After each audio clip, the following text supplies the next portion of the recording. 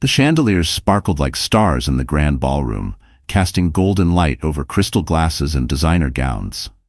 The Hale mansion had never looked more magnificent. Tonight was supposed to be a celebration of love, 20 years of marriage between Adrian Hale, the billionaire real estate mogul, and his wife Victoria.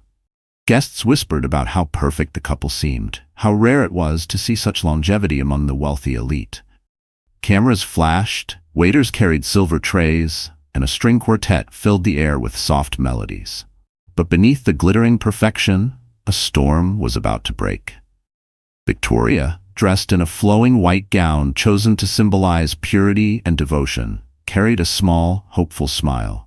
She had spent days preparing this evening, believing perhaps that her husband would finally see her again, not just as the quiet woman who stood behind his empire, but as the wife who had given him her youth, her loyalty, and 2 remarkable sons.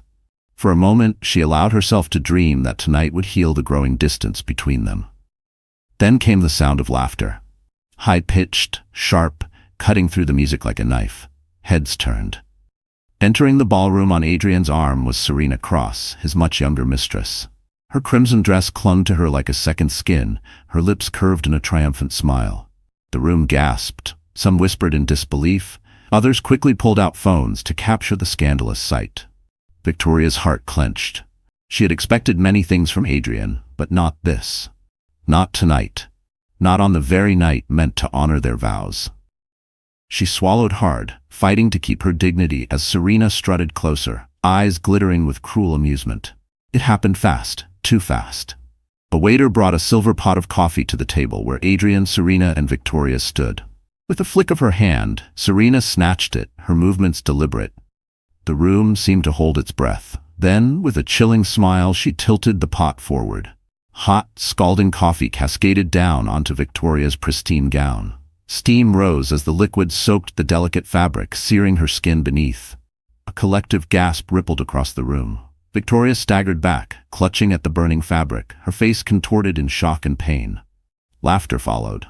Serena's laughter. Adrian didn't move to help. Instead, he smirked, resting a protective hand on his mistress's waist, as if the attack had been nothing more than a cruel joke. Cameras flashed, guests whispered.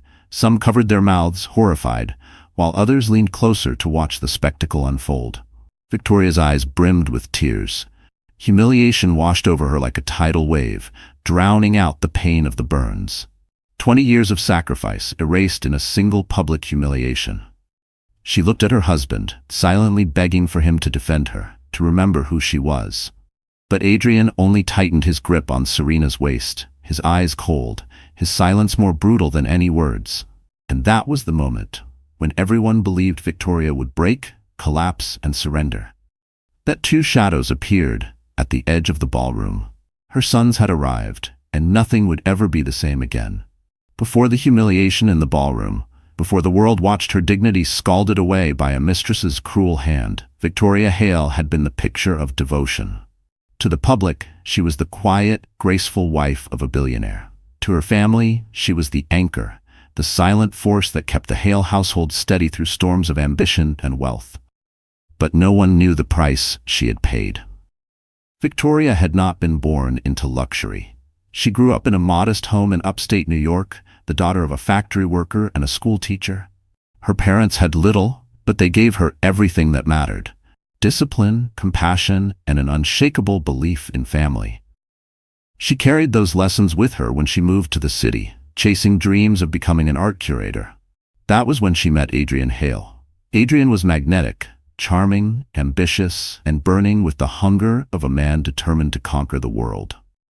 He wasn't rich then. He was just a young man with bold ideas and relentless drive.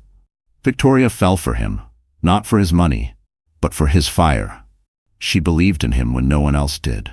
She worked double shifts at a small gallery, helping pay his bills, while Adrian chased investors and made promises of a future that sounded like fairy tales. When Adrian finally struck gold in real estate, Victoria was by his side. She had been there when he signed his first contract, when he bought his first suit that wasn't second-hand, when he stood on the rooftop of a crumbling building and declared he would one day own the skyline. Every triumph of his was built on her sacrifices. Their wedding was modest by billionaire standards, but to Victoria it was perfect, a promise of forever. And when their twin sons, Ethan and Daniel, were born, she gave herself fully to motherhood. She put aside her dreams of art and travel, devoting herself to raising them with love, patience, and the values her own parents had instilled in her. But as Adrian's empire grew, so did the distance. He was no longer the man who had once held her hand while they walked home in the rain. He became a figure larger than life, swallowed by power, consumed by ambition. Business trips stretched into weeks, then months. Dinners turned into cold leftovers eaten alone. Victoria endured it all, convincing herself that this was the price of success. She told herself it was temporary, that one day he would slow down and remember the life they had built together. She clung to anniversaries, to holidays, to the brief flickers of tenderness that reminded her of the man she once knew. Yet, in the quiet hours of the night, doubt gnawed at her. She smelled perfume on his suits that wasn't hers. She found lipstick stains on wine glasses that never left her cupboard. But every time she asked, Adrian dismissed her suspicions with a cold laugh. "You're imagining things, Victoria. Don't embarrass yourself." Her friends urged her to confront him, but she held back. She thought of her sons, of the family she wanted to protect. She swallowed her pain, believing her silence was strength. And now, 20 years later, her silence had become her prison. As the burning coffee soaked her dress, she realized she had wasted years on a man who no longer saw her as a partner, but as an inconvenience. Her heart broke, not just for herself, but for the two boys she had raised to believe in honor, in love, in respect. She thought she was alone. But at that moment, as her tears blurred the glittering ballroom, a voice cut through the humiliation. "Don't you dare touch my mother again." The entire room turned. Ethan, her eldest son, had spoken, and the fire in his eyes promised a reckoning. Adrian Hale had once been the kind of man women envied and men respected. Handsome, charismatic, a dreamer who turned his ambition into concrete skyscrapers and billion-dollar deals. In the early years, he carried himself with the confidence of a man who believed nothing was impossible. He used to hold Victoria's hand proudly, introduce her as the woman who believed in me when no one else did. For a long time, she had been his anchor, his muse, his partner in everything. But success can corrupt even the strongest of souls. As Adrian's wealth multiplied, so did his ego. He began to see life as a game, people as pawns, and loyalty as a weakness. Business dinners blurred into late-night parties. Work trips became escapes to exotic resorts. The man who once whispered dreams to Victoria in their tiny apartment now whispered lies to hide his betrayals. Adrian's charm never faded, it only sharpened into something dangerous. He knew how to command a room, how to make investors bend, how to make women feel like they were the only ones in the world. But behind that polished exterior was a man who treated marriage as a chain around his neck, a chain he wore only for appearances. When Serena Cross entered his life, Adrian didn't hesitate. She was young, beautiful, and hungry for power, the kind of hunger he once admired in himself. She reminded him of his early days, except she didn't demand sacrifice. Serena offered him something Victoria no longer could, the thrill of conquest. What Adrian didn't see or refused to see was that Serena wasn't with him out of love. She saw him as a stepping stone, a name to attach to hers, a golden ticket into the world of endless champagne and flashing cameras. She flaunted him openly, knowing every scandal made her more notorious. Adrian didn't care. The more people whispered, the more he felt alive. And if Victoria's dignity was the price, so be it. He convinced himself she would never leave. After all, hadn't she endured everything for 20 years? Hadn't she swallowed her suspicions, remained silent, and played the dutiful wife while he climbed higher? To Adrian, Victoria was like an antique vase, valuable once, but now collecting dust in the corner while he showcased his new prize. He had forgotten that behind her quiet grace was steel, the kind of steel that had carried him through his lean years. And so, when Serena poured scalding coffee on Victoria at their anniversary gala, Adrian didn't flinch. He didn't rush to her side or shield her from shame. Instead, he wrapped an arm around his mistress and smirked, as if mocking the very vows he had once sworn. His silence was deafening. His betrayal, complete. The guests saw it. The cameras caught it. For the first time, Adrian Hale's mask slipped, not as a titan of industry, but as a man too cowardly to defend his own wife. The murmurs around the ballroom grew louder. Reporters scribbled furiously. Board members exchanged wary glances. Investors who had always admired his power now questioned his judgment. Adrian didn't notice. He was too busy basking in Serena's victorious grin. He believed he had humiliated Victoria beyond repair. In his mind, the game was won. But Adrian had underestimated the one thing he could never control: blood. Because just as Serena adjusted her dress and Adrian raised his champagne glass in mock celebration, a voice thundered across the ballroom, cutting through the whispers like a blade. "Father," Daniel said, his tone sharp and cold, "your empire ends tonight." And in that moment, Adrian Hale realized he was no longer the most powerful man in the room. Serena Cross was not just another mistress hidden in the shadows. She was bold, calculating, and unapologetically cruel. In a world where women whispered in corners and hid their sins behind locked hotel doors, Serena flaunted hers in front of flashing cameras. She wasn't content with stolen moments. She wanted the spotlight, the power, and the satisfaction of knowing she had destroyed another woman's life. At 28, Serena was already infamous in certain circles of Manhattan's elite. She had once been a small-town girl, waitressing in a cafe, dreaming of escaping her dead-end life. But unlike other dreamers, Serena knew exactly what she wanted: wealth, influence, and a seat at the table of the powerful. She didn't intend to earn it. She intended to take it. She perfected herself like a weapon. Every detail of her appearance was meticulously calculated. The crimson dresses she wore were not just fabric. They were signals, warnings that she thrived on danger and chaos. Her laughter was sharp, like glass breaking, meant to draw attention.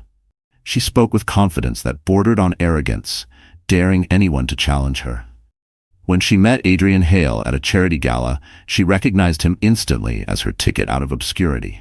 She played the game well, listening intently to his stories, stroking his ego, pretending to admire his vision.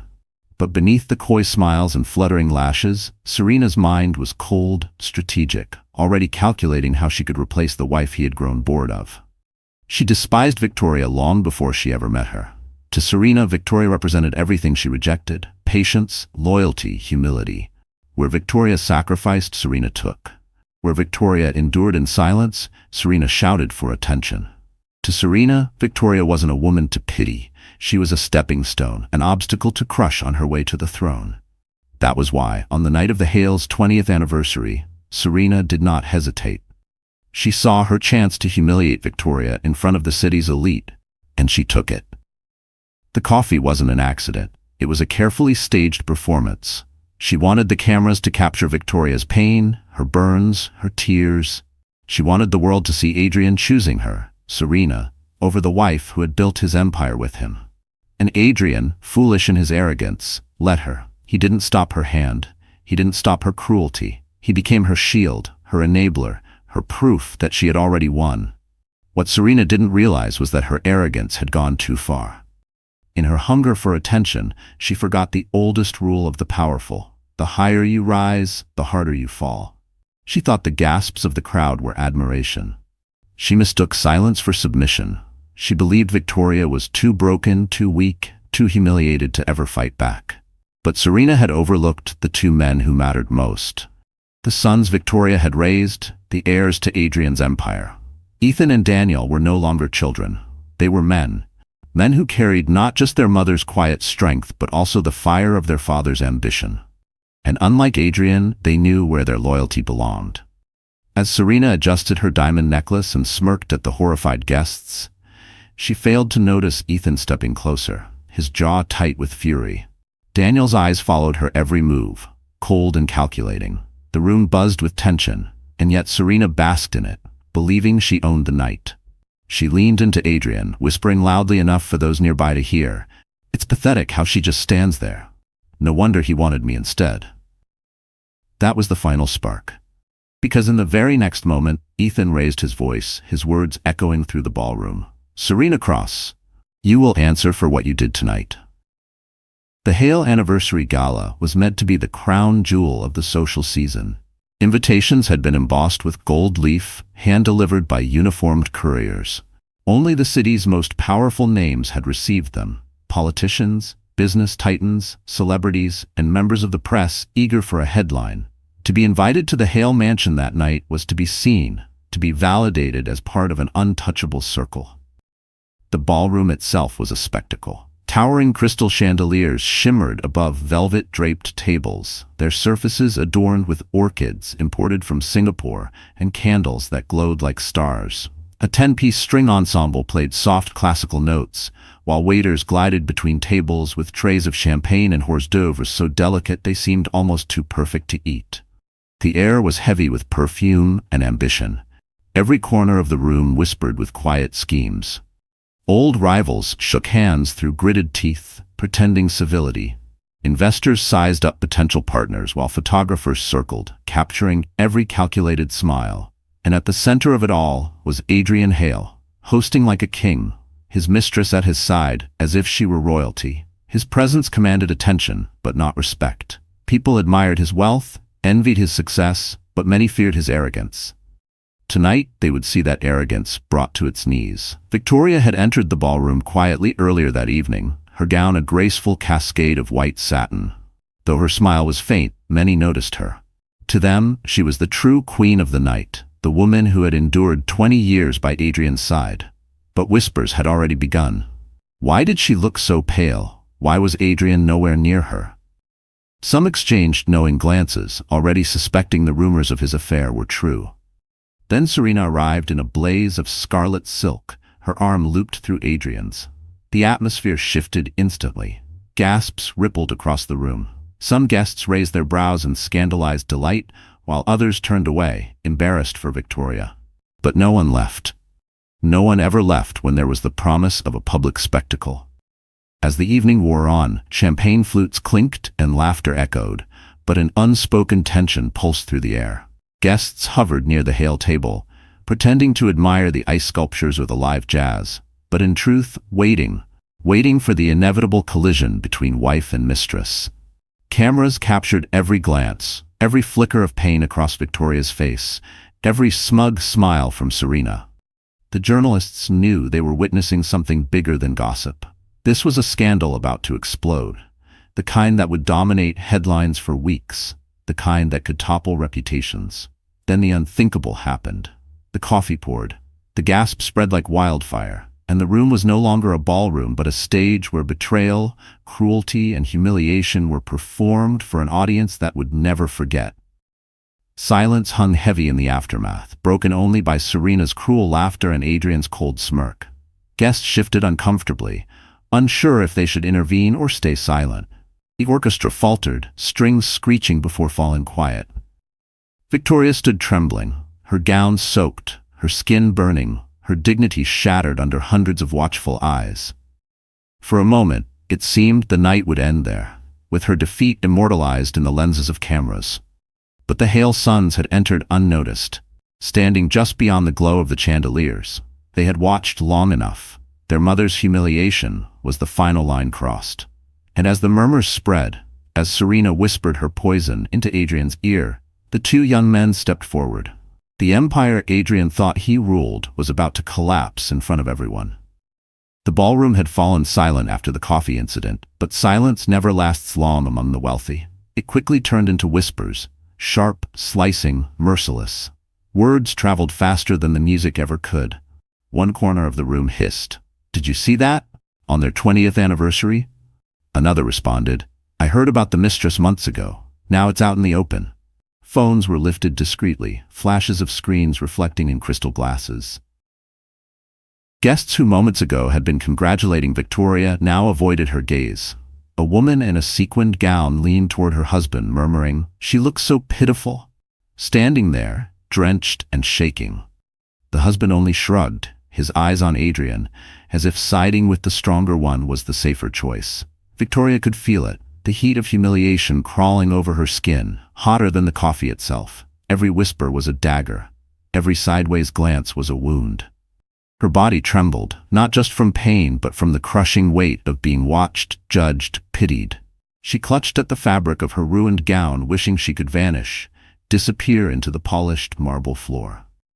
Serena, emboldened by the attention, leaned back against Adrian with a smile so smug it could cut glass. "Look at her," she said loudly enough for several nearby tables to hear, still standing there like a ghost who doesn't know she's already dead. Laughter, quiet, nervous, but present, rose from a group of younger guests. Serena's cruelty was contagious, spreading like fire through dry grass. Adrian didn't stop her. He didn't even glance at Victoria. His hand rested firmly on Serena's waist, a silent declaration that his allegiance lay with his mistress. His smirk told the crowd he had chosen, and he was unashamed. Victoria's chest ached as she searched for a friendly face, someone who might come to her side, shield her from the storm. But even those she had once called friends looked away. The wealthy do not comfort the fallen, they circle like vultures. In that moment, she realized she stood utterly alone in a room filled with hundreds. The orchestra began to play again, an awkward attempt to smooth over the tension, but it only made the whispers seem louder. Guests spoke in low voices, but their eyes never left her. Some pitied her, some mocked her, but none offered a hand. Tears blurred Victoria's vision. She remembered nights spent awake, waiting for Adrian to come home. She remembered how she had ignored the lipstick stains, the perfume, the late calls. She had endured it all for the sake of family, for the sake of appearances.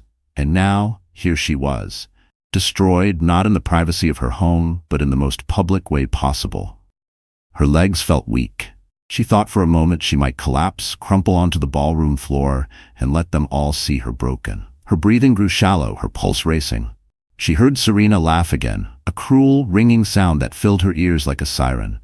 And just when Victoria thought she could endure no more, a new sound cut through the ballroom, strong, clear, and filled with a fury that silenced every whisper. Enough. The word echoed, reverberating against the marble walls. Heads turned in unison toward the source. Two young men, tall and commanding, had stepped out of the shadows at the edge of the room.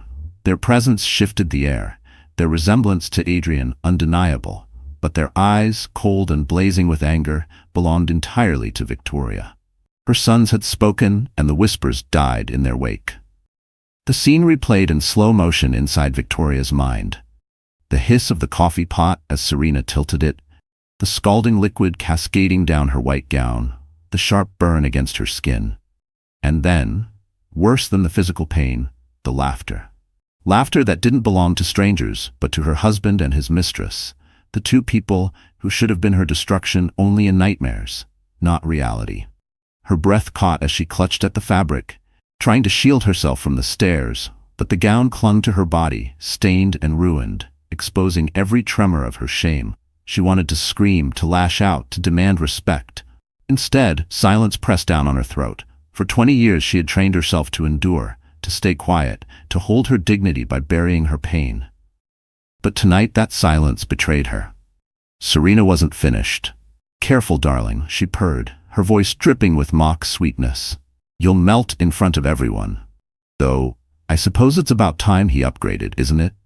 She leaned closer to Adrian, pressing herself against him like a trophy. Adrian chuckled. Not loudly, but loud enough for Victoria to hear. That sound was worse than any insult. It was confirmation that the man she had built her life around had chosen not only to betray her in private, but to annihilate her in public. Victoria's eyes filled with tears.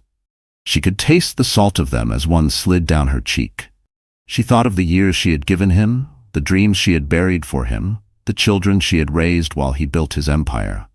She thought of the nights she had lain awake, telling herself that marriage was sacrifice, that love meant endurance. And now all of that, every sacrifice, every silent night, was mocked with a single cruel laugh. Around her, whispers sharpened into open comments. "Poor thing," someone muttered. "She should leave." Another voice snickered. "She's finished. He's replaced her." Every word sliced her thinner and thinner until she felt like she might simply vanish. Her knees buckled slightly. She grasped the edge of the table for balance, her knuckles white. For a moment she considered running, fleeing the ballroom, the mansion, the city itself. Let them have their empire. Let them have their power. Maybe her sons would forgive her for disappearing. But then she saw her reflection in the mirrored walls of the ballroom. The image was pitiful, a woman drenched, trembling, defeated. And yet, deep inside that reflection, she saw a flicker of something else. A spark. A reminder of who she once was before Adrian, before the empire, before the silence. That spark frightened her as much as it gave her strength, because if it grew, if she let it burn, it would change everything. Serena, mistaking her silence for surrender, lifted her glass of champagne. "To Adrian," she announced, her voice ringing out over the hushed crowd, "and to 20 years wasted." She clinked her glass against Adrian's. A few guests gasped, others laughed nervously. The cruelty was unrelenting. Victoria's hand trembled, clenched into a fist at her side. She could feel the burn of the coffee, but another fire had begun to spread through her veins. Rage. Her sons stepped closer, their presence a shield. Ethan's voice broke the silence. Not another word. His tone was calm, steady, but carried a warning that silenced even the boldest whispers. And then Daniel leaned forward, his eyes fixed on his father, his voice sharp enough to cut glass. "You chose humiliation, father. Now you'll face the consequences." The ballroom was frozen, every guest waiting for Adrian Hale to act. This was his moment to redeem himself, to step forward and defend the woman who had stood by his side for 2 decades. All eyes turned to him, expecting a gesture of compassion, a word of support, even the smallest flicker of humanity. But Adrian didn't move. Instead, he tightened his arm around Serena's waist, pulling her closer, as though staking his claim on her before the entire room. His smirk widened, and his eyes met Victoria's. Not with guilt, not with shame, but with cold amusement. It was the look of a man who believed he had already won. "Pathetic," Adrian muttered under his breath, but loud enough for Victoria and those nearby to hear. "Still clinging to dignity when you have none left." The words hit harder than the scalding coffee. Victoria flinched, her body recoiling as if struck. Her lips parted, but no sound came out. She wanted to scream, to remind him of the sacrifices, the years, the loyalty. But his expression told her it wouldn't matter. In Adrian's eyes, she was already erased. Serena tilted her head back and laughed, a sharp, cruel sound that filled the silence. She kissed Adrian's cheek, her eyes locked on Victoria, as if daring her to fight back. "He chose me," Serena said boldly. "Everyone can see it now. You're nothing more than a ghost of his past." Gasps rippled through the room. The audacity of her words was shocking even to guests accustomed to scandal. But Adrian didn't silence her. He didn't scold her. He nodded, letting her words stand as his truth. The betrayal was complete. For 20 years, Victoria had given this man her loyalty.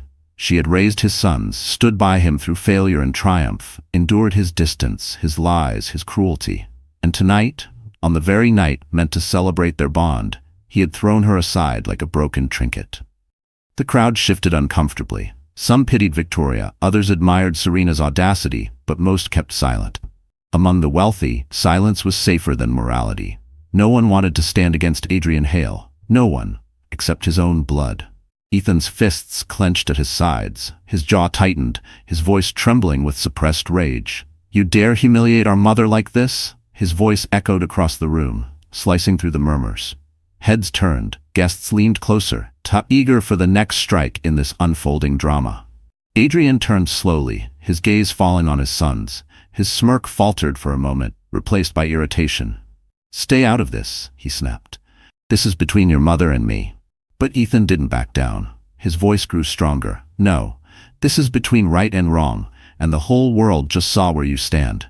The crowd gasped again. For the first time, Adrian looked unsettled. His sons had never challenged him publicly before. He was a man used to absolute control, of his business, his image, his family. Tonight, that control slipped through his fingers. Serena scoffed, rolling her eyes. "Oh, please. 2 spoiled boys playing heroes. Your father doesn't need you to defend him. He has me." She clutched Adrian's arm possessively, glaring at Ethan and Daniel. Daniel stepped forward, his voice cutting like ice. "Then let the world remember you stood beside her father while she burned." The tension thickened. Guests held their breath. Reporters scribbled frantically. Cameras zoomed in, capturing every flicker of emotion. Adrian's lips parted, ready to unleash his fury. But before he could speak, Ethan reached into his pocket, pulling out something that made Serena's smile falter and Adrian's face pale. A phone, already unlocked, displaying proof that would shatter everything. The phone in Ethan's hand gleamed beneath the chandelier light. It wasn't just a device, it was a weapon. The guests leaned forward, breath caught in their throats, sensed something monumental was about to unravel. Serena's laughter faltered, the edges of her smile twitching. Adrian's smirk froze, his eyes narrowing at his son. "What are you doing?" Adrian demanded, his voice low and dangerous, the kind he used in boardrooms when someone dared to cross him. Ethan didn't flinch. His hand was steady, his voice firm. "Showing the truth you thought you buried." He tapped the screen, and instantly, the ballroom filled with a sound more shocking than Serena's cruel laughter. Adrian's voice. A recording played over the phone's speakers, loud enough for everyone to hear. "She'll never leave me. She's too weak. Victoria will swallow anything I do, as long as she keeps the title of my wife. She's convenient, nothing more. Serena is my future." Gasps erupted across the room. The words echoed against the marble walls, slicing through the orchestra's uneasy silence. Victoria's face paled, tears brimming in her eyes. She had suspected his betrayal, but hearing the venom in his voice was like being stabbed twice, once by the betrayal, and once by its public exposure. Adrian lunged forward, trying to snatch the phone from Ethan's hand, but his son stepped back, calm and deliberate. "No, father," Ethan said sharply. "You've silenced her long enough. Tonight, you don't get to silence anyone." The recording continued, Serena's voice chiming in. "She's pathetic, still clinging to those old-fashioned vows. But once she's gone, once you divorce her, I'll be Mrs. Hale. Everyone will bow to me." The crowd erupted. Some gasped in shock, others whispered furiously, while a few pulled out their phones to record the unfolding disaster. What had begun as gossip was now undeniable proof. The mistress had spoken her ambition, and the billionaire had confirmed his cruelty. Serena's face twisted with rage. "You little brat," she hissed, her claws showing. "You think this proves anything? People will forget in a week, they always do." But Ethan wasn't done. He swiped again, pulling up photographs, grainy but clear enough. Adrian and Serena together, in hotel suites, on beaches, in intimate poses that left nothing to the imagination. Time-stamped, dated. Daniel stepped forward now, his voice sharp and merciless. "While you pretended to be a husband, you were parading her across the world, and while Mother held this family together, you tore it apart with your greed." Adrian's face turned red with fury. "How dare you?" "No, father," Ethan cut in. "How dare you?" His voice shook, not with fear but with emotion. "How dare you humiliate her after everything she's given? After every night she waited for you, after every sacrifice she made so you could stand here with your empire."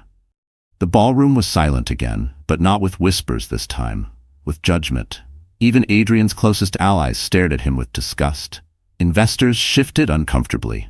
Board members exchanged looks that promised future consequences. Serena tried to laugh, but it came out hollow.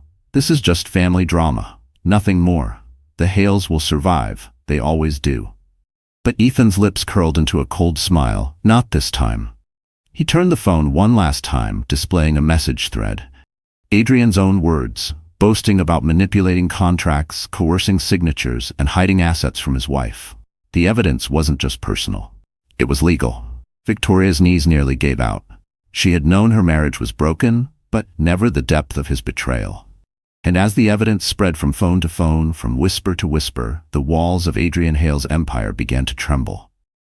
Because what Ethan revealed wasn't just adultery, it was a scandal that could end in handcuffs. The ballroom still buzzed from Ethan's revelations. Guests whispered in disbelief, their eyes darting between Adrian and Serena like spectators at a boxing match. Adrian's jaw tightened, his fists clenched, but before he could recover, his second son stepped forward. Daniel, the quieter of the two, had always been the observer, the one who noticed details others overlooked. Tonight, his silence broke, and when it did, his words cut sharper than any blade. "You think this is just about infidelity, father?" Daniel's voice rang across the room. "It isn't. This is about how you treated her. Not as a wife, not as a partner, but as a liability to be controlled." The crowd stilled again. Daniel reached into his suit jacket, pulling out a folder thick with papers. He laid them on a nearby table, flipping through them with deliberate precision. "For years, you've used contracts to strip Mother of her rights. You coerced her into signing documents she didn't understand, documents that transferred assets, properties, even her inheritance from her parents into your control." Victoria gasped. "Daniel, she whispered, her voice breaking. She hadn't known the extent of it. Adrian's face flushed crimson. "Stop this nonsense," he barked, his voice shaking with fury. "You don't know what you're talking about." But Daniel didn't falter. He held up one paper for the room to see, his finger pointing to the signature at the bottom. "Here's one example. 5 years ago, you told Mother she was signing paperwork to streamline taxes. In reality, it was a transfer of ownership. Half of her charitable trust was placed under your control. Money she had dedicated to helping families in need, you siphoned into your own accounts." Gasps rippled across the ballroom. Reporters scribbled faster. Serena shifted uneasily, sensing the tide turning. "And this one," Daniel continued, pulling out another document, "is even worse. 10 years ago, on the night of your 15th anniversary, you brought a stack of papers to her after dinner. You told her it was a routine update for the family estate plan. In truth, it was a clause giving you full authority to sell her childhood home without her approval. And you did. You sold it. The house she loved, the house where her parents lived until they died, you erased it for profit." Victoria's hand flew to her mouth. Tears spilled freely down her cheeks. Memories of her parents, of summers in that house, of the garden her mother had planted, all gone because of one man's greed. "You're lying," Adrian thundered, his voice desperate now. "She signed willingly." "No," Daniel shot back, his tone icy. "She signed under deception. That's not consent, that's fraud." The ballroom erupted in murmurs. Words like fraud, coercion, lawsuit rippled through the air. Investors who had once admired Adrian's cunning now looked at him with contempt. His empire was built on trust, and that trust was cracking before their eyes. Serena clutched Adrian's arm, hissing, "Say something, do something." But Adrian's lips pressed into a thin line. For the first time, he looked cornered. Daniel's voice softened as he turned to his mother. "You never questioned, because you trusted him. You believed he was protecting the family, but he wasn't. He was protecting himself." Victoria's legs trembled, her body weak, but her spirit stirred. For the first time in years, she looked directly at Adrian, not with longing, not with hope, but with fury. The silence stretched, heavy with judgment, until one of the board members finally spoke, his voice grim. "If what they're saying is true, Hale, you're not just facing scandal, you're facing prison." Adrian's mask shattered. His smirk was gone, replaced by a flash of fear. He opened his mouth to speak, but before he could defend himself, the ballroom door swung open. 2 uniformed police officers stepped inside, and the crowd gasped as they walked straight toward Serena. The heavy doors of the ballroom creaked open, and the sight of 2 uniformed officers in navy blue silenced every whisper. Their presence cut through the glitter and gold like a blade. For a heartbeat, the orchestra faltered again, the violins screeching to an awkward halt. All eyes swung from Adrian to Serena. The younger mistress straightened her back, tossing her dark hair over her shoulder, forcing a laugh that rang hollow. "Oh, please, what is this, some sort of theatrical stunt?" Her voice trembled only slightly, but her eyes darted nervously, betraying the panic bubbling beneath her polished exterior. The taller officer, a broad-shouldered man with a stern expression, stepped forward. His voice carried across the ballroom with authority. "Serena Cross, you are under investigation for public assault and intentional infliction of harm." The words landed like thunder. Gasps rippled across the room. Guests who moments earlier had laughed at Victoria's humiliation now recoiled, eager to distance themselves from the scandal unraveling before them. Phones lifted discreetly again, recording every second. Serena's painted lips curled into a smirk, but her confidence faltered. "You can't be serious. It was just coffee, a joke. Don't tell me we're arresting people for accidents now." But the second officer, a woman with sharp eyes and a steady voice, stepped in. "We've already collected witness statements. Multiple guests confirm you deliberately poured scalding liquid on Mrs. Victoria Hale in front of this gathering. That constitutes intentional assault. And with this many witnesses, Ms. Cross, there is no joke here." Serena's mask cracked. Her smile wavered. She turned to Adrian, clutching his arm in desperation. "Adrian, do something. Tell them it was nothing." But Adrian didn't move. For the first time all night, his eyes showed uncertainty. His empire was trembling under the weight of fraud, deception, and scandal. Helping Serena now would only drive the knife deeper. "Adrian," Serena hissed, louder this time. "Say something." Adrian pulled his arm back, slowly, deliberately, and in that moment, Serena realized she stood alone. The crowd shifted, hungry for retribution. A woman in emerald silk whispered, "Serves her right." A man near the orchestra muttered, "Arrest her. Let her rot." The same guests who had once courted Serena's attention now turned their backs. She was no longer entertainment, she was a liability. The female officer reached for her handcuffs. "Miss Cross, please place your hands behind your back." Serena's composure snapped. She staggered backward, knocking over a champagne glass, her voice shrill. "No, you can't do this to me. Do you know who I am?" "Yes," Ethan's voice cut through, calm and unyielding. "You're the woman who tried to destroy our mother. And now you're nothing."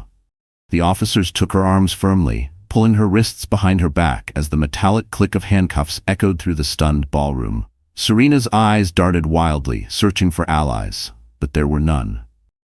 The cameras captured her panic, her once perfect image unraveling in real time. Victoria watched, trembling, torn between shock and relief. For the first time in years, justice was not a distant dream. It was unfolding before her eyes. Serena thrashed, screaming as the officers began to escort her out. "Adrian, you promised me everything. Don't let them take me." Adrian's face hardened. He said nothing. His silence was a betrayal sharper than any knife. And as Serena's voice faded into the distance, swallowed by the grand doors closing behind her, the crowd turned back to Adrian. The mistress was gone, but now the spotlight burned hotter than ever on the billionaire himself. The echo of Serena's screams still lingered in the air as the ballroom doors slammed shut behind the officers. Silence swept across the crowd. Not the silence of shock this time, but the silence of judgment. 100 pairs of eyes swiveled toward Adrian Hale. The man who once commanded respect with a single glance now looked suddenly smaller, his broad shoulders sagging under the weight of scandal. His smirk had vanished, replaced with a tight jaw and eyes that betrayed fear. For the first time in decades, Adrian Hale no longer seemed untouchable. Whispers rose again, sharper than before, this time directed squarely at him. "Did you hear those recordings?" one guest hissed. "He called his own wife weak," another whispered in disgust. "I invested millions in his company. If he lies to his family like this, what about us?" A third muttered, his tone edged with panic. Members of Hale Enterprises board seated near the front exchanged dark looks. One of them, a silver-haired man named Charles Whitmore, leaned toward another. "This isn't just personal scandal anymore. This is liability. If shareholders get wind of this, we're finished." Beside him, a woman in a navy gown nodded. "We need an emergency meeting. Tonight, before the market opens tomorrow." Adrian caught their whispers, his jaw clenched tighter. "You all think you can just replace me?" He snapped, his voice booming. "I built this empire. None of you would have a dime without me." But his outburst only fueled the fire. Guests recoiled, some shaking their heads. Investors who once flattered him now scribbled notes or typed furiously into their phones. Every movement, every whisper, every sideways glance was another crack forming in the empire he thought indestructible. Daniel stepped closer, his voice steady and cold. "Listen to yourself. You think power makes you invincible. But tonight, the world saw what you really are, a man who built his empire on lies, betrayal, and fraud." Ethan added, his eyes locked on his father. "You humiliated our mother, and now you've humiliated yourself. Every ally you thought you had will walk away before morning."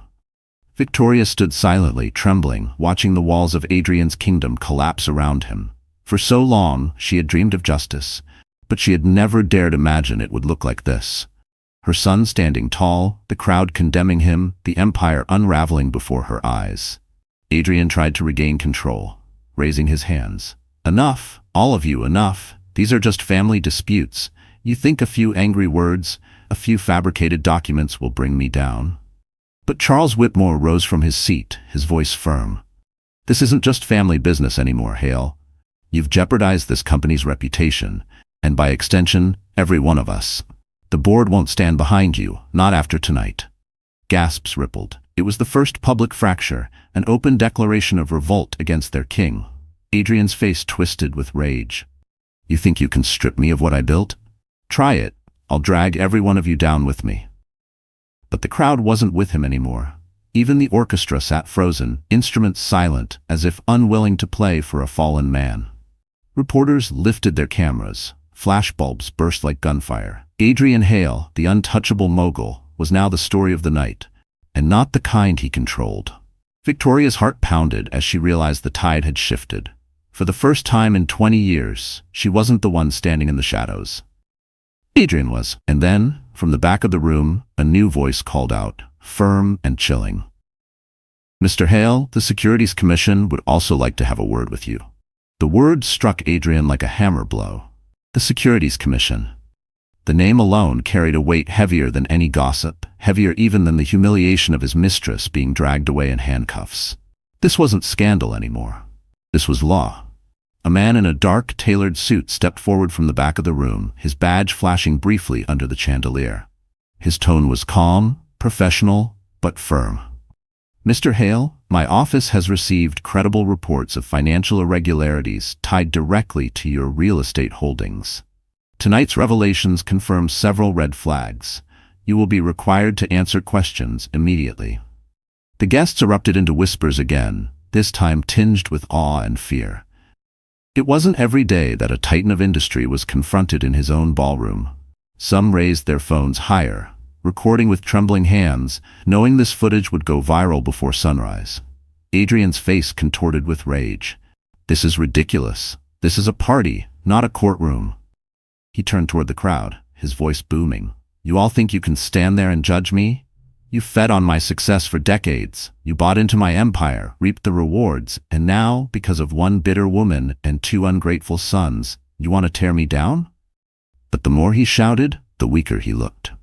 The polished mask of control was gone, replaced by desperation. His voice cracked with fury, and his sweat glistened under the harsh light of cameras. The investigator didn't flinch. "Mr. Hale, our office will be requesting full access to your accounts, property records, and contract files. Failure to comply could result in charges of obstruction of justice. I suggest you prepare yourself." Daniel's eyes blazed as he stepped closer to his father. "You hear that? You're not just losing your reputation. You're losing everything. You can't bully or bribe your way out of this." Adrian spun toward him, his finger trembling with rage. You think you're better than me? You're nothing without my name." But Ethan stepped in, his voice cutting through the chaos like a blade. "We don't want your name anymore. Tonight, the Hale legacy doesn't belong to you. It belongs to the truth." The crowd gasped at the boldness of the declaration. It wasn't just defiance, it was a declaration of war from son to father. Victoria's knees trembled as she stood at the edge of the storm. For 20 years she had endured his cruelty in silence, believing justice would never come. And now, before her very eyes, the walls of Adrian's empire were collapsing, not just socially but legally. Her heart ached with a mix of grief and relief. She was watching the man she once loved transform fully into the monster she feared he had become. Adrian tried to rally. He raised his arms, his voice booming, desperate. "I am Adrian Hale. I built towers that touched the sky. I made fortunes for every man in this room. You think you can erase me?" But the murmurs told a different story. Guests shook their heads. Investors whispered about withdrawing. Board members typed furiously, already planning his removal. The investigator stepped closer, his voice steady as stone. "Mr. Hale, you may be powerful, but you are not above the law." And then, as if on cue, the grand doors opened once more. This time, it wasn't Serena being dragged away. It was a team of federal agents, and they were here for Adrian Hale. The ballroom doors groaned open once more, but this time the footsteps were heavier, sharper, echoing like the toll of a bell. 4 federal agents strode into the room, dressed in dark suits, badges flashing under the crystal light. The crowd parted instinctively, murmurs rippling like waves. Guests who had once fought to be close to Adrian now stepped back, eager to avoid being tainted by his downfall. Adrian's face drained of color. His smirk was gone, his voice caught in his throat. For a man who had conquered boardrooms and bent politicians to his will, the sight of federal agents approaching him was a nightmare he had never prepared for. The lead agent, a tall woman with sharp eyes, stopped just a few feet away. Her voice was clear, steady, and absolute. "Mr. Adrian Hale, we are executing a federal warrant related to charges of securities fraud, tax evasion, and willful concealment of marital assets. You are required to cooperate with us immediately." The words struck like thunder. The guests gasped in unison, hands flying to mouths, phones rising higher. Some whispered furiously, others simply stared, wide-eyed, as the untouchable billionaire stood on the brink of collapse. Adrian's hands trembled before he clenched them into fists. "You can't do this here," he hissed, his voice low but cracking. "This is my home, my celebration." The agent's eyes never wavered. "Your home is not above the law, sir, and neither are you." For a moment, Adrian tried to regain control. He straightened his back, forced his voice louder. "Listen to me. This is a mistake. These are lies planted by my enemies. By her." He pointed a shaking finger at Victoria, his eyes blazing with fury. "This is all her doing. She poisoned my sons, turned them against me, and now she's dragging you all down with her lies." But the crowd no longer believed him. The recordings, the documents, the mistress's arrest, they were too much to ignore. His words sounded like desperation, not power.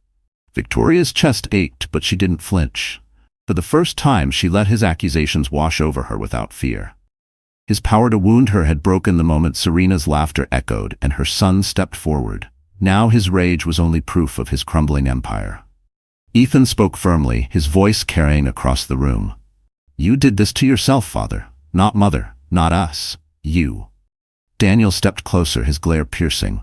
"And tonight, everyone sees you for what you are." The murmurs grew louder, like a chorus of condemnation. Board members exchanged nods, some already drafting statements in their minds. Investors whispered about divestments. Guests who had once begged for Adrian's attention now looked at him with disgust. Adrian's breath quickened. He looked around the room, searching for one ally, one sympathetic face, but there were none. Even Serena, his bold mistress, was gone, dragged away in cuffs. He was alone, standing in the ruins of his pride. The lead agent signaled her team. 2 agents stepped forward, reaching into their jackets. The unmistakable glint of handcuffs flashed in the chandelier light. The crowd gasped again. Some raised their phones higher, desperate to capture the billionaire's fall. Adrian backed up a step, shaking his head. "No, you won't take me. Not here. Not in front of them." But the agents kept advancing, and just as the nearest one reached for his wrist, Adrian spun, knocking over a champagne tower, crystal crashing to the marble floor. The once mighty billionaire was trying to flee his own ballroom. The sound of shattering glass echoed through the ballroom like a gunshot. Champagne cascaded across the marble floor, pooling at Adrian Hale's feet as crystal shards glittered like fallen stars. Gasps rippled through the crowd as the billionaire, once a man of control and composure, lunged away from the agents with wild desperation. "Stop him," someone shouted, though no one moved. Guests clutched their pearls, their clutches, their phones, paralyzed by the sight of power unraveling into chaos. Some even scrambled backward, unwilling to get in the path of a man who suddenly looked more like a cornered animal than a titan of industry. Adrian shoved past a waiter, sending a tray of hors d'oeuvres flying. The young man stumbled, narrowly avoiding the broken glass. Cameras flashed frantically, recording every humiliating second. What had started as whispers of scandal was now a full-blown public spectacle. The federal agents gave chase, their footsteps pounding against the marble. "Mr. Hale, stop where you are," the lead agent commanded, her voice slicing through the noise. But Adrian didn't listen. His chest heaved, his breath ragged, his eyes darting like a man hunted. He barreled through the crowd, knocking over chairs, ignoring the horrified gasps of his peers. For years he had strutted through rooms like this, untouchable, adored, feared. Tonight, those same rooms became a cage he was desperate to escape. Victoria stood frozen near the center of the ballroom, her hands trembling as she clutched the edge of a table. She had seen Adrian in many forms, ambitious, charming, cruel, but never like this. Never reduced to panic, scrambling for a way out like a thief caught in the act. For the first time, she didn't feel fear of him. She felt pity, and beneath that pity, a rising wave of vindication. Ethan and Daniel moved instinctively, stepping between their mother and the chaos. Their father might have chosen humiliation, but they would not let his downfall drag her further into danger. Adrian lunged toward the grand staircase, his polished shoes slipping on champagne. He caught himself on the banister, his face twisted in rage and desperation. "You won't take me," he roared, his voice echoing off the vaulted ceilings. The lead agent signaled her team. Two agents broke off, circling the far side of the staircase, cutting off his path. The crowd shifted nervously, torn between morbid fascination and genuine fear that violence might erupt. A woman in emerald silk whispered, "This is the end of him." Another man muttered, "He'll never come back from this." Their words floated like daggers through the air, each one piercing what remained of Adrian's pride. He grabbed a champagne bottle from a nearby table, brandishing it like a weapon. The crowd gasped again. His hands trembled, the bottle shaking as he swung it back. "Stay back," he shouted, his voice cracking. The agents didn't flinch. Their training showed in every measured step, every calm command. "Put it down, Mr. Hale. Don't make this worse for yourself." But Adrian's pride was louder than reason. "I am Adrian Hale. No one puts me in chains." His eyes blazed, darting to the exits, desperate for any escape. For a moment, time seemed suspended. The billionaire, once untouchable, now cornered and frantic, the crowd holding its breath, the agents ready to strike. And then, above the chaos, a calm voice rose, Victoria's. "Adrian, run all you want, but you can't escape the truth anymore." Adrian's chest heaved as he stood at the top of the grand staircase, his grip white-knuckled around the champagne bottle. His once pristine suit was soaked in spilled liquor, his hair disheveled, his face twisted with desperation. For years, Adrian Hale had been the image of control, the embodiment of power. But now, before the eyes of his peers, his empire, and his own family, he looked like a man stripped bare, cornered, hunted, and utterly undone. The federal agents moved with precision, two circling behind him, two advancing steadily up the steps. Their voices were firm but even, practiced in moments like this. "Put the bottle down, Mr. Hale. There's nowhere left to run." Adrian's eyes darted wildly, scanning the exits, the balconies, even the chandeliers, as though some miracle escape would present itself. But there was none. The ballroom had become a prison, and every guest was a witness to his downfall. From below, Victoria stood frozen, watching. Her heart pounded, not with fear, but with an odd calm. This was the man who had once held her hand in a tiny apartment and promised her forever. This was the man who had built towers that touched the sky. And this was the man who had poured all of that power into betraying her, crushing her spirit, humiliating her in front of the world. Now he stood on the edge of ruin, and she was no longer his victim. She was his witness. "Adrian," she called softly, her voice carrying in the stunned silence. "Put it down. Stop this before it's too late." Her words struck him harder than the agent's commands. He froze, his eyes locking on hers. For a flicker of a moment, the man she had once loved appeared, the young dreamer, the fighter she had believed in. His lips trembled, his jaw tightened, but then the rage returned, fueled by pride too swollen to yield. "You don't get to tell me what to do anymore," he spat. His voice was venom, but the tremor in it betrayed him. The agents stepped closer, their movements slow, deliberate. One reached for the handcuffs, the metallic click echoing ominously through the room. The guests watched in silence, their breaths shallow, their eyes wide. Some had their phones lifted, recording the moment history was made, the fall of a king. Ethan and Daniel stepped forward protectively, standing in front of their mother. They weren't boys anymore. They were men, and tonight they stood as her shield. Ethan's voice carried steady authority. "It's over, Father. Don't make this worse than it already is." Adrian's face contorted, his pride bleeding into desperation. "You ungrateful sons," he snarled. "Everything you are, everything you have, is because of me." Daniel's reply was swift, sharp. "And everything we are tonight is despite you." The crowd gasped. The truth rang louder than Adrian's rage. The lead agent raised a hand. "Last chance, Mr. Hale. Put down the bottle and come quietly, or we will take you by force." Adrian's grip tightened. Sweat dripped down his temple. For a long, tense moment, the world seemed to hold its breath. And then, with a roar of defiance, Adrian hurled the champagne bottle against the marble wall, where it shattered in a spray of glass and foam. The agents surged forward, tackling him to the ground as the crowd screamed. Cameras flashed, capturing the mighty mogul sprawled on the floor, his face pressed into the marble, his hands wrenched behind his back. Victoria's knees weakened as she watched the cuffs snap around his wrists. For 2 decades she had feared his power. Tonight she saw it broken. But just as relief threatened to wash over her, the lead agent looked up, her expression grave. "Mrs. Hale, we'll need your cooperation too. You may not realize it, but some of his crimes involve your name." The ballroom was still echoing with gasps as Adrian Hale lay cuffed on the marble floor, his empire reduced to dust in the eyes of everyone who mattered. But before the weight of his downfall could settle, the lead federal agent turned to Victoria. Her sharp gaze softened slightly, but her words carried the same authority that had just toppled a billionaire. "Mrs. Hale," she said, voice steady, "we'll need your cooperation. Some of the fraudulent documents we've been reviewing carry your signature. Whether knowingly or unknowingly, you may be connected to your husband's crimes." The room, already tense, stiffened further. Head swiveled toward Victoria, eyes widening. Whispers started again, first cautious, then bolder. "Did she know?"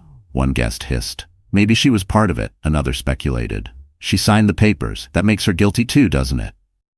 Victoria's heart thudded painfully against her ribs. The humiliation of the coffee, the betrayal, the recordings, all of it had pushed her to the edge. And now this? To be painted not as the victim, but as an accomplice? I didn't know," she stammered, her voice breaking. "He told me those papers were for estate planning, for taxes. I trusted him." The agent's expression remained unreadable. "We'll need you to provide full testimony, Mrs. Hale. If you were coerced, it will come to light. But we need the truth." Tears burned her eyes as she clutched the table beside her. For years she had endured in silence, trusting Adrian's word, believing her sacrifices were for family.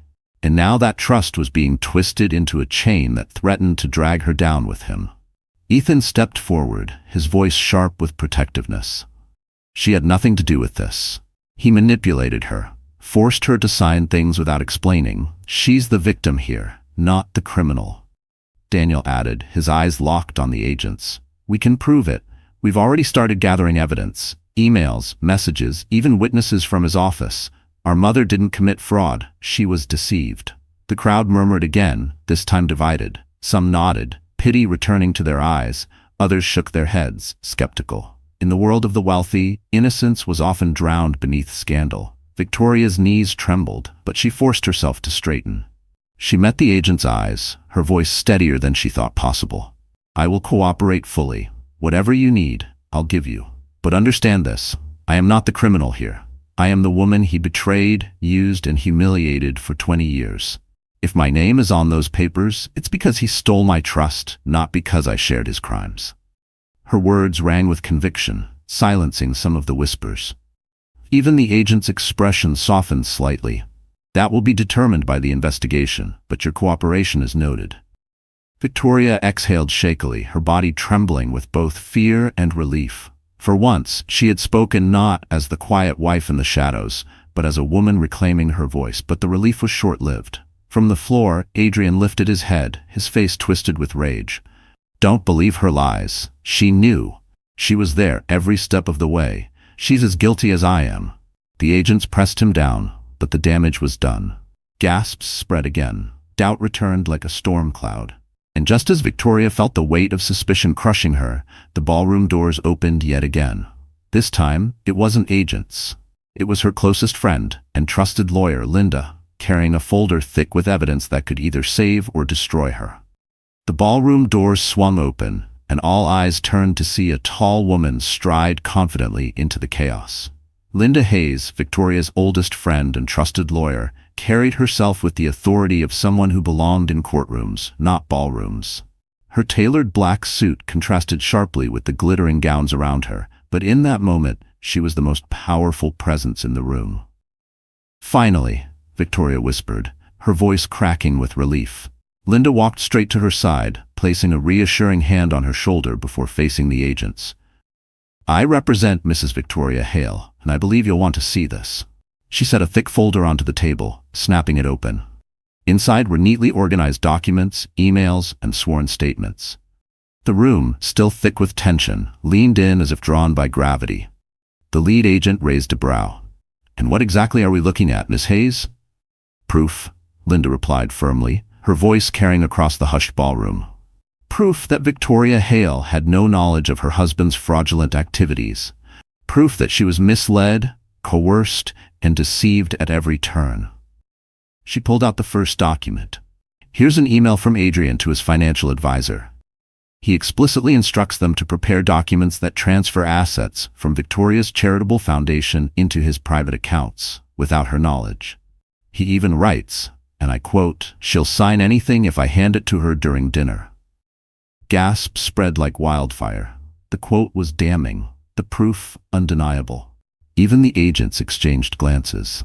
Linda continued, flipping through more evidence. Here are witness statements from household staff who saw Adrian bring stacks of papers to Victoria late at night, often after she'd taken medication for migraines. He waited until she was vulnerable, then pressured her to sign without explanation. Victoria covered her mouth with trembling hands, the truth cutting deeper than she expected. She had always suspected deception, but seeing it laid out so plainly made her knees weak. "And this," Linda said, holding up another paper, "is a forensic analysis of Adrian's financial transfers. Funds moved from accounts with Victoria's forged initials to offshore holdings tied to Serena Cross. This wasn't just betrayal, it was theft, layered with fraud." The ballroom erupted again.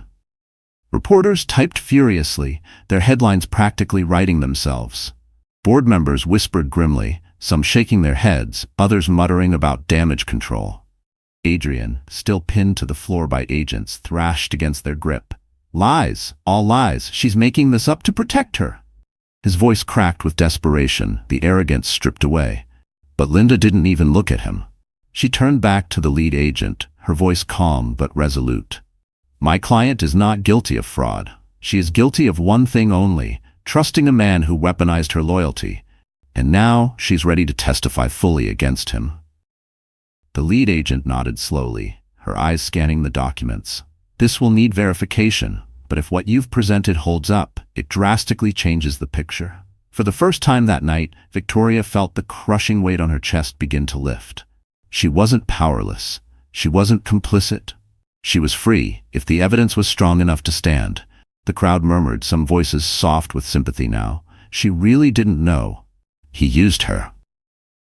The tide was turning again, inch by inch, away from suspicion and toward justice. But then, Linda pulled out one last paper, her face tightening as she scanned it. She hesitated, her hand trembling just slightly. Victoria's breath caught. "Linda, what is it?" Linda looked up, her eyes grim. "This document proves your innocence, but it also reveals a secret Adrian never wanted you to know. And it changes everything." The room was already tense, but Linda's hesitation made the silence unbearable. Guests leaned forward, holding their breath. Even the federal agents paused, their focus momentarily shifting from Adrian to the lawyer who held the fate of the evening in her hands. Victoria's voice cracked. "Linda, what is it? Please, tell me." Linda exhaled slowly, then raised the final document high enough for everyone to see. "This," she said, her tone steady but grave, "is a notarized will. Not just any will. It is the last will and testament of Adrian Hale's late father." Confusion rippled across the crowd. Why would Adrian's father's will matter tonight, in the middle of financial fraud and public humiliation? Linda pressed on, her words deliberate. "The will states that half of the Hale fortune, half of everything Adrian built upon, was never his to control. It was placed in trust for Victoria Hale and her sons." Gasps erupted. Heads swiveled back toward Adrian, still pinned to the marble floor. His face turned a sickly shade of red. Linda's voice rose, stronger now. But instead of honoring that will, Adrian concealed it. He falsified documents, erased records, and claimed sole control over the empire. For 20 years, Victoria, you believed you were living off his generosity. In truth, he was living off yours. By law, you and your children were the rightful heirs all along. The ballroom exploded into chaos. Guests shouted in disbelief, some clutching at pearls and others shaking their heads in shock. Board members muttered furiously, realizing Adrian had not only betrayed his family, but defrauded them by hiding the true structure of the company. Victoria staggered back, her hand covering her mouth. All these years, her tears flowed freely, but this time they were not only of pain, they were of anger, of vindication, of clarity. She had given up everything for him, never realizing that the power had always been hers. Adrian roared, his voice raw and broken. "Lies, all lies, that will was invalid. My father left it to me." He thrashed against the agents, his voice rising into a desperate scream. "She doesn't deserve it, none of them do." But Linda's calm words cut through his fury like a blade. "The courts disagree. This will is notarized, witnessed, and legally binding. The only reason it was hidden is because you buried it. Tonight it resurfaces, and with it, everything you tried to steal from her. Daniel stepped forward, his voice steady. So all this time, the empire wasn't built solely by you. Half of it always belonged to Mom, Ethan added, his gaze cold as steel. And you spent 20 years trying to erase that truth, but you can't erase it anymore. The federal agents exchanged a nod, their case against Adrian growing stronger with every word. Fraud, coercion, tax evasion, and now concealment of a will. The billionaire's downfall was complete. Victoria's chest rose and fell rapidly. She felt the weight of the revelation crashing down upon her. She had never sought power, never desired wealth beyond what was necessary for her family.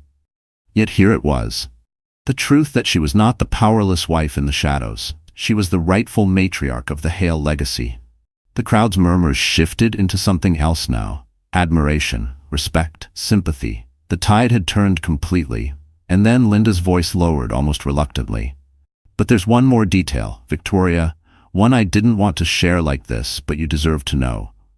Victoria's knees weakened. What is it? Linda's eyes softened with sorrow. Adrian didn't just steal from you. He hid another secret, one that involves your sons. The ballroom was so silent that the faint hum of the chandeliers could be heard. Victoria's breath caught as Linda's words echoed in her ears. A secret involving her sons? Her heart pounded violently, dread and curiosity intertwining into a knot in her chest. Linda unfolded a smaller envelope from the back of the folder, her hand trembling only slightly. "This," she said, her voice low but steady, "is a paternity disclosure filed by Adrian's father's attorneys shortly before his death. It confirms that the trust and inheritance were never meant to pass directly to Adrian, because his father feared Adrian would squander it. Instead, it was to be secured for the next generation, Ethan and Daniel." Gasps erupted across the crowd. The words rippled like thunder through the ballroom. Adrian's face contorted with pure rage, his voice breaking into a guttural scream. "No, they're mine. Everything I built is mine. Those boys wouldn't exist without me." But Linda pressed on, her voice unwavering. "No, Adrian. Legally, the trust recognized that your sons would be the rightful heirs to the fortune and the legacy. You were never the sole owner. You were a custodian. And you violated that trust the moment you tried to seize it for yourself." Victoria's legs nearly gave way. Ethan caught her arm, steadying her, while Daniel's hand gripped hers. Tears welled in her eyes, not from weakness but from the overwhelming realization. Her sons, the very reason she had endured so much pain, were not powerless bystanders in Adrian's empire. They were its true inheritors. The crowd murmured in awe. Some whispered with admiration, others with disbelief. So it always belonged to the family, not just him. The sons will carry the Hale name forward, not Adrian. Adrian thrashed against the agents holding him down, his voice a ragged roar. "You can't take it from me. I am Adrian Hale. I am the empire." But his words rang hollow. His empire had already crumbled. The agents tightened their hold, their cuffs gleaming under the chandelier's light. Ethan spoke first, his voice calm, carrying the weight of justice. "No, father, you were never the empire. You were the parasite feeding off it." Daniel's voice followed, sharp and resolute. "And tonight, that ends. The Hale legacy belongs to Mom and to us, not you." The ballroom erupted into applause, hesitant at first, then swelling into thunderous approval. Guests stood, clapping not just for the sons but for the woman at the center of it all. For 20 years, Victoria had been silent, invisible, overshadowed by her husband's arrogance. Tonight, she stood tall, no longer as a victim, but as the rightful matriarch of the Hale name. Tears streamed down her face as she looked at her sons. "We don't need revenge," she whispered. "We just need to rebuild, with truth, with love, and with honor." The lead agent gave a sharp nod. "Take him away." Adrian's screams echoed down the marble halls as he was dragged out of the ballroom, the sound of a fallen king being erased from his own castle. Serena had been taken first, now Adrian followed, leaving only Victoria, her sons, and a legacy cleansed by truth. Victoria exhaled, her shoulders finally relaxing after 2 decades of tension. She looked around the ballroom, at the eyes now filled not with pity but with respect. She lifted her chin, her voice clear and resolute. "For years I was silent. For years I endured. But tonight proves one thing. No woman is too weak to rise again. No betrayal can bury the truth forever. Ethan and Daniel stood proudly at her side, her hands in theirs. The applause swelled until the walls themselves seemed to vibrate with vindication. Victoria Hale had lost everything, and in doing so she gained more than she ever dreamed. Freedom, justice, and the future her sons deserved. So that's how the story ends, my dear friends. You're still here with me, right? If you stayed until this moment, it must mean something inside this story touched your heart. Maybe it reminded you of your own silent battles, or the times you carried pain no one else could see. And if that's true, then please know, you're not alone. The Stoic philosopher Epictetus once said, "Circumstances don't make the man, they only reveal him to himself." Victoria's journey reminds us that betrayal and loss, no matter how painful, can strip away illusions and reveal the strength we never knew we had. And Marcus Aurelius wrote, "The impediment to action advances action. What stands in the way becomes the way." What crushed her spirit in the beginning became the very path to her freedom. So if you're hurting right now, let this story be your reminder. Dignity, truth, and healing are always possible. If this touched you, don't just keep it to yourself. Share it with someone who needs it. And if you'd like to keep walking with us through stories that heal and inspire, make sure to like, share, and subscribe. We're building something beautiful here. Together.